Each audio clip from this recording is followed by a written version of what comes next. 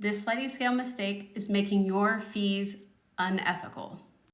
If the fee that you offer changes based on the person who is the loudest in the room, then we have a problem. I get it. Every therapist wants their services to be accessible. We want mental health care for all. And when you're in private practice, you're often trying to stand in the gap of a broken system that is not taking care of its people. And one of the ways that we've been taught to respond is by offering a sliding scale, which can be a really great thing to offer, but it's often done unethically. If you do not give every single client the same equitable process for setting their fee, then you're stepping into some unethical practice. Sliding scale can be ethical, but only when it's policy driven that makes it equitable for all. That means you need to have clear eligibility, limited slots, time bound, and for it to be clear across the board for every client walking through the door. The clear eligibility is also where we can get into some gray zones.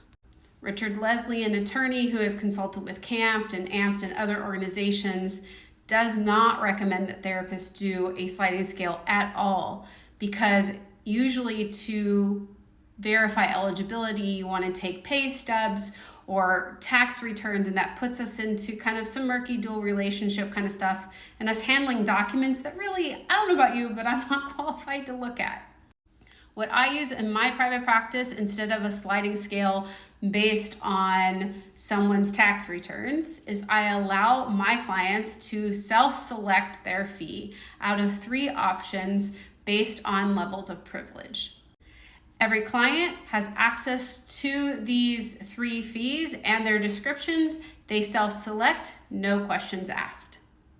The fees that I offer are there so that there is no resentment. I do not choose fees that would burden me, and I ask that they choose a fee that doesn't burden them. And if my fees do not work for them, then I offer a group session rate at a really low cost. And if that doesn't work for them, then I have some referrals.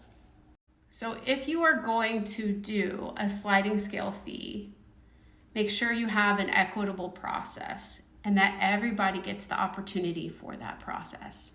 In the next part, I'm going to talk about alternatives to sliding scale and other ways to give back.